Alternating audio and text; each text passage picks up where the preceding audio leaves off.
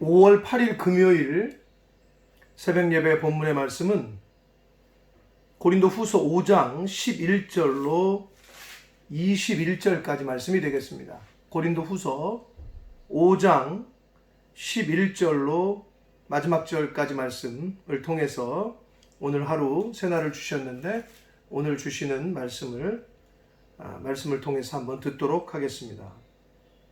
자, 고린도 후서는 바울 사도의 사도로서의 그 사도권에 대한 논쟁, 고린도 교회의 거짓 사도들이, 일단의 무리들이 바울의 사도권을 가지고 이제 험담을 하고 중상모략을 하는 그런 일이 있었습니다. 바울 사도는 추천장도 없다. 그리고 이랬다 저랬다 하는 신빙성이 신뢰가 없는 그런 사람이다.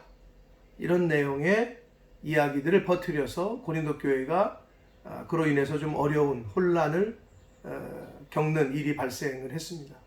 그 얘기를 들은 사도 바울은 자신의 사도권에 대해서, 그리고 진정한 사도의 의미가 무엇이고 또 자신과 그 거짓 사도들과의 차이점이 무엇인지를 아주 일목요연하게, 그리고 하나님의 말씀을 빗대서 인용하면서 잘 변증하고 변호하고 있습니다.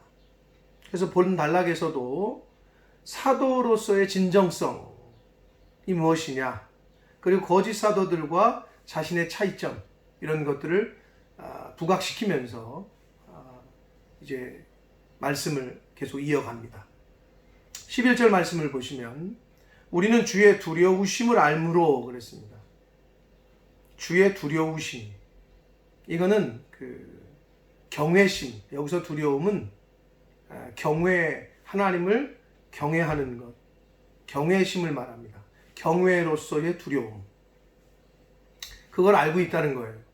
그리스도의 심판대 앞에 마지막 때에 심판받는 것을 우리는 알고 있다는 거예요. 그러므로 사람들을 권면하거니와 마지막 때에 그리스도의 심판대 앞에 설 심판의 주로 오실 그리스도, 이러한 두려움을 말합니다.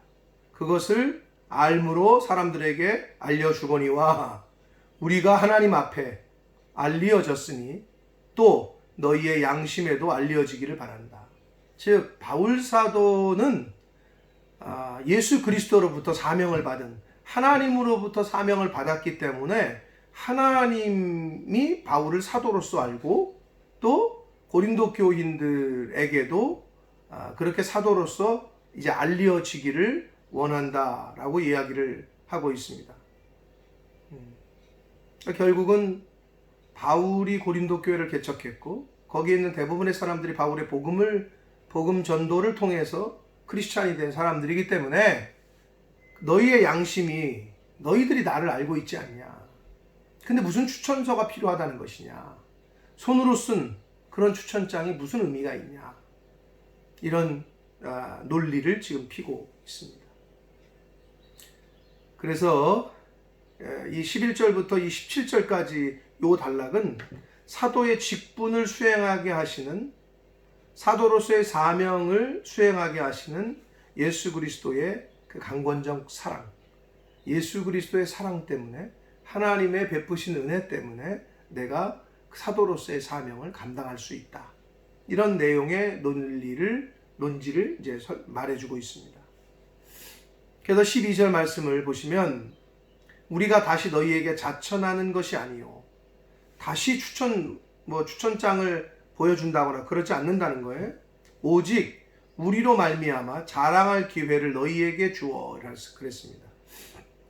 그러니까 결국 마음으로 하지 않고 외모로 자랑하는 자들에게 대답하게 하려 하는 것, 즉 고린도 교회의 바울 사도의 사도로서의 권위를 인정하지 않고 자꾸 엉뚱한 소리를, 중상모략을 하는 자들에게 바울은 그렇지 않았다, 바울은 이런 사람이다 라고 바울을 자랑할 기회를, 또 바울은 이런 사람이라고 그들에게 대답할 말을 주기 위해서 지금 바울이 편지를 쓰고 있다. 내가 그래서 이 말을 하는 거다라고 이야기를 하고 있습니다. 그러면서 13절에 우리가 만일 미쳤어도 하나님을 위한 것이요 정신이 온전하여도 너희를 위한 것이니. 여러분, 우리가 신앙생활 하다 보면 예수 믿는 사람들이 때로는 미쳤다라는 소리를 듣기도 합니다. 그래서 믿지 않는 사람들이 가끔 적당히 좀 믿어라, 미치지는 말아라, 왜 그렇게 미쳤냐 이런 소리를 듣습니다. 사실은 바울이 3층천 갔다 온 얘기를 하고 빗으로 예수 그리스도를 만난 이야기를 하고 그러면 일반적인 사람들이 듣기가 믿음이 아주 신실한 사람들이야 아멘으로 받겠지만, 그렇지 않은 사람들은 저 사람 미쳤네 라고 할 것이란 얘기죠. 그래서 바울이 미쳤다고 하더라도 다른 사람들이 그래도 그거는 내 이 사역은 하나님을 위한 것이고 내가 미치지 않고 정신이 온전해도 이건 너희들을 위한 것이다. 결국 바울 사도는 자신의 사역의 목적은 첫 번째 하나님을 위하여, 두 번째 성도를 위하여, 즉 영혼 구원을 위하여 라는 분명한 자신의 사역의 목적을 인식하고 있었습니다. 그러면서 14절을 봅니다. 그리스도의 사랑이 우리를 강권하시는도다. 예수 그리스도께서 다메섹으로 가고 있던 사울을 강권적으로 직접 찾아가서 만나셨죠. 그 예수님의 뜻대로. 예수 그리스도의 그 사랑, 예수 그리스도의 은혜가 우리를 강권하시는도다 라고 말씀하면서 우리가 생각하건대 한 사람이 모든 사람을 대신하여 죽었은 즉 모든 사람이 죽은 것이다 라고 얘기합니다. 자, 여기서 한 사람이 모든 사람을 대신하여 죽은 사람은 누구를 말해요? 예수 그리스도를 말합니다. 그럼 예수 그리스도가 모든 사람을 대신해서 죽었으니 모든 사람이 죽은 것, 그들이 죽어야 되지만, 모든 인간이 죽어야 되지만 그들의 죄를 대신해서 예수가 죽은 것을 말하는데, 여기서 말하는 모든 사람은 진짜 말 그대로 이 인류에 있는 모든 사람이 아니라 예수 그리스도를 구주로 그리고 영접하여 하나님의 자녀가 된 구속받은 자들, 하나님의 자녀가 된 모든 사람들을 말합니다. 근데 예수 그리스도의 십자가를 거부하고 예수 그리스도를 구주로 영접하지 않은 사람은 해당이 되질 않습니다. 이 말씀에는. 그래서 여기서 말하는 모든 사람은 예수를 구주로 영접하여 구원 얻은 모든 사람을 말한다. 자, 15절을 이어서 봅니다. 그가 모든 사람을 대신하여 죽으심은 살아있는 자들로 하여금 다시는 그들 자신을 위하여 살지 않고 오직 그들을 대신하여 죽었다가 다시 살아나신 이를 위하여 살게 하려 함이라. 죽었다가 다시 살아나신 이가 누구예요? 예수 그리스도. 그럼 결국 뭐냐? 예수 그리스도가 모든 사람을 대신해서 죽은 것은 살아있는 자들로 하여금, 즉 우리로 하여금 다시는 자신들을 위하는 삶이 아니라 예수 그리스도를 위하여 살게끔 하시기 위해서 십자가에서 죽으셨다는 거예요. 결국 예수 그리스도의 죽음을, 예수 그리스도가 나를 대신해서 죽으신 것을 믿고 영접한 사람들의 삶은 그 이후는 옛사람, 그 이전은 옛사람, 그 이후는 새사람인데 예수 그리스도로 말미암아 새 삶을 산다는 거예요. 누구를 위해서? 이제는 나를 이 땅에 보내신 하나님, 예수 그리스도를 이 땅에 보내신 하나님, 나를 대신해서 십자가를 지신 예수 그리스도를 위하여 사는 삶을 살게 된다는 거예요. 그러기 위해서 예수님이 십자가에 죽으셨다는 거예요. 16절, 그러므로 우리가 이제부터는 어떤 사람도 육신을 따라 알지 아니하노라. 여기서 육신을 따라 알지 않는다는 얘기는 세상의 방법대로 또는 인간적 기준으로 사람을 판단하거나 생각하지 않는다는 거예요. 비록 우리가 그리스도도 육신을 따라 알았으나 이제부터는 그같이 알지 아니한다. 처음에는 예수 그리스도를 그냥 사람들 세상에서 말하는 그 소리로 들었죠. 어서 나사렛에서 어떤 선지자가 났대더라. 근데 좀 기적을 일으킨대더라. 능력이 있대더라. 세상의 방법으로, 세상에 떠도는 이야기로 사람들의 말을 통해서 바울도 사울이었을 때 들었었단 말이에요, 예수를. 그런데 하나님의 영으로 말미암아, 하나님의 강권적인 은혜로 말미암아, 그리스도의 강권적인 역사로 말미암아 예수 그리스도를 체험했잖아요. 부활하신 예수 그리스도를. 지금 그 얘기를 하고 있습니다. 그렇기 때문에 이제는 우리가 어떤 사람을 바라볼 때에 사람의 기준과 세상의 평판과 이런 것으로 바라보는 것이 아니라 하나님의 마음으로, 성령께서 주시는 마음으로 그들을 바라보고 그렇게 생각해야 된다라고 말씀을 하고 있습니다. 그러니까 한 사람을 바라보더라도 저 사람 왜 이렇게 냄새가 나? 저 사람 왜 이렇게 돈이 없어 보여? 저 사람 왜 저래? 이게 아니라 예수님이 저 사람을 위해서 십자가에 죽으셨지. 구원받을 한 영혼, 하나님의 모든 사람이 구원받기를 원하신다고 하나님 그러셨으니까 저 사람도 예수 믿고 구원받아야지 하는 마음, 아버지의 마음으로 바라보라는 거죠. 그러면서 17절 말씀을 봅니다. 그런즉 누구든지 그리스도 안에 있으면 새로운 피조물이라. 이전 것은 지나갔으니 보라 새 것이 되었도다. 아주 유명한 말씀이 나옵니다. 그리스도 안에, 이 엔 크리스토 헬라어로는 굉장한 신학적인 그 중요한 의미를 담고 있는데요. 일단 그리스도 안에라는 말의 의미는 예수 그리스도의 그 대속적인 죽음의 공로로 죄에서 해방되어 새 생명을 얻은 상태를 말하는데, 그리스도 안에 있는 새로운 피조물이 바로 그러한 상태에 있는 피조물이라는 거예요. 즉, 새 생명을 얻은 상태. 즉, 예수를 그리스도로 믿어서 이제는 죽음의 그 공포로부터, 사망의 그 억압으로부터 이제 해방돼서 이제 새 생명을 시작하는 그러한 피조물, 그러한 새로운 피조물을 말합니다. 그러면서 이전 것은 지나갔으니, 즉 이전 것은 뭐냐? 예수 그리스도를 앞에 표현대로 육신을 따라, 즉 세상 방법대로 알던 것은 지나갔다는 거예요. 즉 편견이나 가식 이런 것들, 즉 옛사람, 예수 그리스도를 알기, 복음을 알기 이전의 옛사람은 이제는 지나갔으니 보라 이제는 새로운 피조물이다. 새 생명이 스타트됐다는 거예요. 예수를 구주로 영접함으로, 예수 그리스도의 십자가를 영접함으로. 그러므로 18절 말씀을 봅니다. 모든 것이 하나님께로부터 났으며 그가 그리스도로 말미암아 우리로 자기와 화목하게 하시고 또 우리에게 화목하게 하는 직분을 주셨으니 그랬습니다.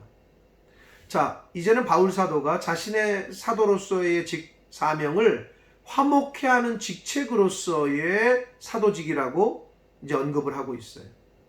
즉 모든 것이 창조주 하나님, 모든 것이 하나님께로부터 났죠. 그리고 그리스도로 말미암아 하나님께서 예수 그리스도를 이 땅에 보내셔서 죄인인 인간과 하나님 자신과 죄 때문에 떨어져 있는 그 관계를 죄 없는 예수 그리스도를 십자가에 죽이심으로 말미암아 예수 그리스도를 통해서 하나님과 화목하게 되는 방법을 여셨다는 거예요. 그것처럼 우리에게도 화목해 하는 직분을 주셨다는 거예요. 즉 하나님께서 예수님을 이 땅에 보내신 이유는 우리 인간과 하나님 아버지와 화목하게 하는 직분을 예수님에게 사명을 주신 거나 마찬가지인데, 그것처럼 우리에게도 화목하게 하는 직분을 주셨다라고 말씀을 하고 있습니다. 그러니까 저와 여러분은 화목하게 하는 직분을, 사명을 받은 사람들이에요. 복음의 빚진 자로서. 즉 복음을 모르는 이들에게, 하나님을 모르고 예수 그리스도를 모르는 이들에게 죄 때문에 하나님과 멀어져 있는 그들을 복음을 통해서 하나님과 그들을 화목하게 하는, 브릿지 역할을 하는 그런 직분을 받은 자라는 겁니다. 그래서 19절 곧 하나님께서 그리스도 안에 계시사 세상을 자기와 화목하게 하시며 그들의 죄를 그들에게 돌리지 아니하시고 화목하게 하는 말씀을 우리에게 부탁하셨다. 하나님께서 그리스도 안에, 예수 그리스도께서 이 땅에 오실 때는 이미 그 마음속에 하나님을 가지고 온 거나 마찬가지죠. 즉 하나님의 명령과 하나님의 말씀을 갖고 이 땅에 오셨으니까, 그래서 세상을 자기와 화목하게 하시기 위해서 예수님을 보내셨잖아요. 그래서 그들의 죄를 그들에게 돌리지 아니하시고, 우리 인간이 죽어야 되지만 예수 그리스도를, 죄 없는 예수 그리스도를 십자가에서 죽이심으로, 우리를 위해서 대신 죽이심으로 이제 우리가 죄 때문에 죽지 않게끔 하셨다는 거예요. 그 복음의 말씀을, 그 화목하게 하는 말씀을 우리에게도 부탁하셨다는 거예요. 복음의 증인으로 살라고 하셨으니까. 여기서 화목하게 하는 말씀이라고 할 때 그 말씀은 헬라어로 로고스입니다. 로고스. 많이 들어보셨을 텐데. 즉 바울 사도는 이 로고스를 바울 자신의 그 편지에서, 글들의 서신에서 복음의 메시지, 즉 복음으로 언급합니다. 상징합니다. 로고스는 하나님의 말씀 이퀄 복음이라는 거예요. 결국은 화목하게 하는 말씀이라는 의미는 예수 그리스도를 통해서 하나님께로 갈 수 있다라는 것을, 예수 그리스도의 십자가를 믿음으로 우리가 하나님의 자녀가 된다고 하는 그 복음을, 그 로고스를, 그 말씀을, 그 화목하게 하는 그 말씀을 전하는 직책을, 사명을 받았다는 거예요. 그걸 우리에게 부탁하셨다는 거예요. 명령하셨다는 거예요. 20절 그러므로 우리가 그리스도를 대신하여 사신이 됐다. 하나님의 대사로, 하나님의 사신이 돼서 이 땅에 오신 분이 예수님이시죠. 그것처럼 오늘날에는 저와 여러분이, 먼저 믿은 저와 여러분이 곧 하나님의 대사라는 거예요. 하나님의 사신이라는 거예요.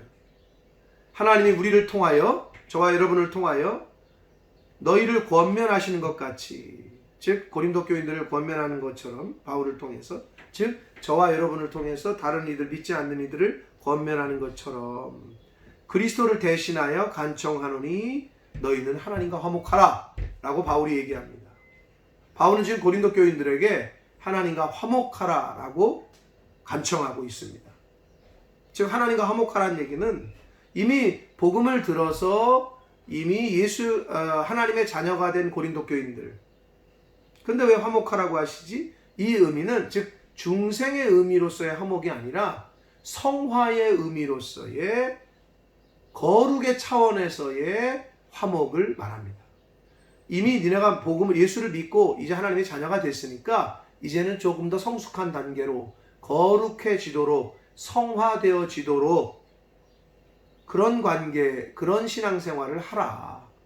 그래야 하나님과 더욱더 친밀하고 화목할 수 있으니 그렇게 하라라고 바울은 이야기를 하고 있습니다.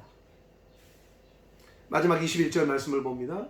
하나님이 죄를 알지도 못하신 이를, 예수 그리스도죠, 우리를 대신하여 죄로 삼으신 것은, 우리를 대신해서 십자가에 죽이셨다는 걸 표현하고 있습니다.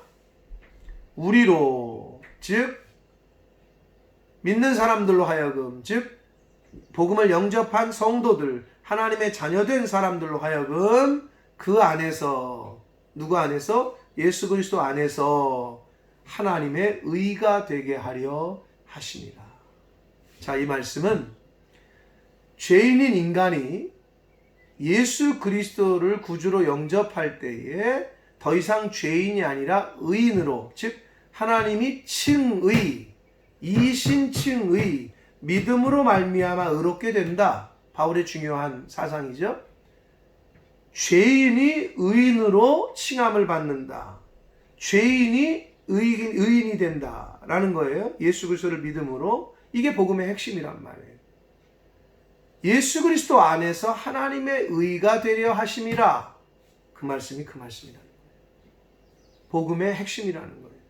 죄인이 예수 그리스도의 십자가의 구속의 은혜를 믿고 예수가 나의 구세주이심을 영접해서 받아들이면, 믿으면 칭의, 이제 너는 의롭다. 넌 죄인이 아니다. 넌 이제 사망 권세가 너와 아무 관계없다.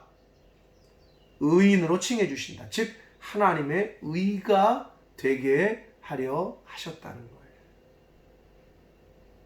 자, 결론적으로 바울 사도는 자신의 사도권에 대해서 왈가왈가하고 중상모략을 하는 그들을 향하여, 그리고 그것 때문에 어지러워하고 혼란스러워하는 고린도 교인들을 향하여 자신의 사도직은 하나님을 위하여 그리고 성도를 위하여 열심히 지금까지 달려왔다. 그건 너희들도 아는 바다. 그들의 양심의 이야기를 하고 있습니다. 그리고 외모로 자랑하는 자들, 즉 추천서, 율법 이런 겉으로 이렇게 그 고린도 교회에 얘기하고 있는 그 거짓 사도들과는 다르게 우리는 하나님을 위하여 그리고 성도들을 위하여 그리고 그리스도의 사랑으로 관건적으로 우리는 사도로서의 사명을 감당했다 라고 이야기를 하면서 자신이 받은 사도로서의 직책은 화목해 하는 직책이다. 화목하게 하는 말씀을 전하는 것이다. 그러니 너희는 하나님과 화목하라 라고 사도로서의 직책을 또 언급을 하고 있습니다. 사랑하는 성도 여러분, 오늘 새날을 하나님이 주셨고 오늘 이 아침에 생명도 주셨고 말씀을 또 전하고 듣게 하셨습니다. 저와 여러분은 하나님의 강권적인 은혜와 사랑을 입은 자들입니다. 저와 여러분은 화목해하는 직책을 받은 사람들입니다. 복음의 증인들입니다. 그러므로 그것을 모르고 하나님과 아직도 화목하지 못한 상태에 있고 복음을 받아들이지 못한 영혼들을 향하여 이제 그들을 육체를 따라 바라보지 마시고 세상의 기준으로 판단하지 말고 아버지의 마음으로 그들을 바라보고 또 주변에 있는 사람들을 바라봐서 복음을 들어야 될 영혼, 구원받을 영혼들임을 알고 화목해하는 직책을, 그 직분을 잘 감당하는 저와 여러분이 되시기를, 생명 있는 날 동안에 그 사명 잘 감당하다가 하나님 앞에 서는 저와 여러분이 되기를 예수 그리스도 이름으로 축복합니다. 기도하겠습니다. 살아계신 하나님 아버지, 감사합니다. 오늘도 생명을 주시고 하루를, 새로운 한 날을 저희들에게 허락해 주시니 아버지 감사합니다. 하루를 시작하며 하나님의 말씀을 전하고 듣게 하시니 아버지 감사합니다. 바울 사도의 직분은 사도로서의 사명은 화목해하는 직책이요 화목해하는 말씀을 받았다라고 말씀합니다. 아버지, 복음을 먼저 듣고 하나님의 자녀가 된 저희들도 복음의 증인으로서의 삶을 살라고 화목해하는 직책과 직분을 저희들에게 맡기신 줄 믿습니다. 아버지, 이제는 한 사람 한 사람, 한 영혼 한 영혼을 바라볼 때에 세상의 기준과 세상의 판단과 흐름으로, 논리로 바라보지 말게 하시고 아버지의 마음으로 바라보게 하시고 구원받아야 될 영혼으로 그들을 영적으로 바라보게 하셔서 복음을 잘 전하고 화목해하는 말씀을 그들에게 잘 전하는 하나님의 자녀된 화목해하는 직분을 받은 저와 모든 성도들 될 수 있도록 하나님 은혜 내려 주옵소서. 예수님 오시는 그날까지 그 직책을 잘 감당하는 하나님의 자녀들 모두가 되게 하여 주옵소서. 예수 그리스도 이름으로 축복하며 기도 올리옵나이다. 아멘.